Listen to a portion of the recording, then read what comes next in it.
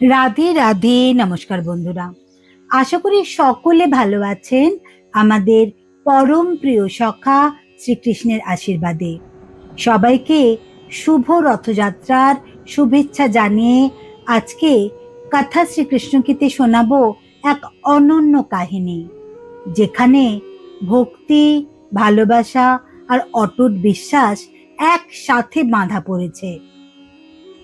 আচ্ছা ভাবুন তো, যদি একদিন শুনতে পান দেশের মাননীয় রাষ্ট্রপতিজি আপনার বাড়িতে আসছেন, আপনি অবাক হবেন, তাই তো? তাই না? কিন্তু আজ যদি এমন একজন আপনার দুয়ারে আসেন, নিজের রথে বিরাজমান হয়ে, যার সামনে রাজা প্রজা সবাই সমান, তাহলে বন্ধুরা তিনি হলেন স্বয়ং শ্রী শ্রী প্রভু জগন্নাথ দেব। আসলে রথযাত্রা শুধু একটি উৎসব নয়, এটি ভগবানের ভালোবাসার সবচেয়ে সুন্দর প্রকাশ। আর আজকের কাহিনী এই পবিত্র দিনটির ঐশ্বরিক মহিমার এক অপূর্ব সুন্দর বহিঃপ্রকাশ। এক বৃদ্ধা ছিলেন, সারা জীবন সংসার সামলাতে সামলাতে কখনো তার পুরী যাওয়া হয়নি। তার একটাই কষ্ট ছিল, প্রভু জগন্নাথ দেবকে একবারও চোখে দেখতে পারলাম না।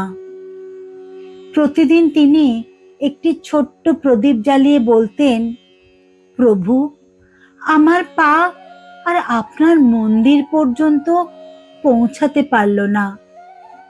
যদি কখনো সময় পান একবার আমার বাড়িতে আসবেন। আশপাশের লোকেরা শুনে হাসতো, ভগবান আবার কখনো কারোর বাড়িতে আসেন নাকি?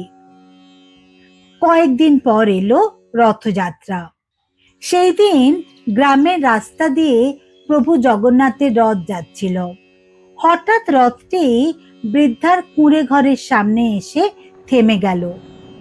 অনেক চেষ্টা করেও কেউ রথ 1 ইঞ্চিও এগোতে পারল না। শেষে পুরোহিত মশাই বললেন, এই কুটিরে যিনি থাকেন তাকে এই রথের সামনে নিয়ে আসুন। সেই মতো কাঁপতে কাঁপতে এক বৃদ্ধা এসে রথের সামনে দাঁড়ালেন। দুহাত জোর করে শুধু বললেন, প্রভু, প্রভু, আপনি সত্যিই এসেছেন। তার চোখের জল গড়িয়ে পড়ল রথের চাকার কাছে। আর কি আশ্চর্য, কোনো জোর না দিয়ে রথ আবার চলতে শুরু করলো। বন্ধুরা, এই ঘটনাটি ইতিহাস হোক বা লোককথা, এর শিক্ষা চিরন্তন। ভগবান কখনো ভক্তের দূরত্ব মাপেন না, তিনি শুধু ভক্তির গভীরতা দেখেন। রথযাত্রার দিন তাই জগন্নাথ দেব মন্দির ছেড়ে বাইরে বেরিয়ে আসেন। তিনি যেন বলতে চান, তুমি যদি আমার কাছে আসতে না পারো, আমি নিজেই তোমার কাছে আসব। আজ আমরা সবাই জীবনের দৌড়ে ব্যস্ত। কেউ টাকার পিছনে ছুটছি, কেউ সাফল্যের পিছনে, কেউ সম্পর্ক বাঁচাতে লড়ছি। কিন্তু একবার নিজের মনকে প্রশ্ন করুন তো, শেষ কবে আমরা নিজের হৃদয়ের দরজা ভগবানের জন্য খুলেছিলাম? রথযাত্রা আমাদের শেখায়, ভগবানকে খুঁজতে সবসময় দূরের তীর্থে যেতে হয় না। হৃদয় যদি নির্মল হয়, ভালোবাসা যদি নিঃস্বার্থ হয়, আর বিশ্বাস যদি অটুট হয়, তাহলে আপনার হৃদয়ই হয়ে ওঠে শ্রী শ্রী জগন্নাথ দেবের মন্দির।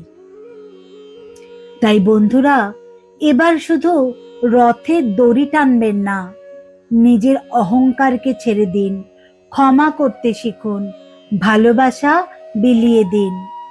কারণ যে হৃদয়ে ভক্তি আছে, সে হৃদয়ের দোরগোড়ায় জগন্নাথ দেবের রথ একদিন অবশ্যই থেমে আসে। আজ এই পর্যন্তই তাহলে বন্ধুরা। এরকম আরো এমন ভগবান শ্রীকৃষ্ণের অন্তর্ছোঁয়া অসংখ্য দিব্য স্বরূপের অপূর্ব লীলা ও অনুপ্রেরণাময় কাহিনী শুনতে আমাদের কথা শ্রীকৃষ্ণ কি চ্যানেলটি অবশ্যই লাইক, শেয়ার এবং সাবস্ক্রাইব করুন, যেখানে কৃষ্ণবাণী কথা বলে आधुनिक जीवनेर भेतर दिए।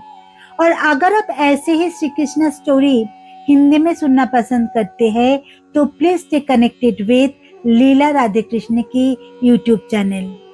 कमेंटे लिखे জানান জয় জগন্নাথ, জয় শ্রীকৃষ্ণ। ভগবান প্রভু জগন্নাথ দেব, ভগবান শ্রীকৃষ্ণ আপনাদের সকলের জীবনে আলো, শক্তি ও ভালোবাসা দান করুন এই প্রার্থনাই জানাই। সবাই ভালো থাকবেন, সুস্থ থাকবেন। নমস্কার। জয় জগন্নাথ, জয় শ্রীকৃষ্ণ।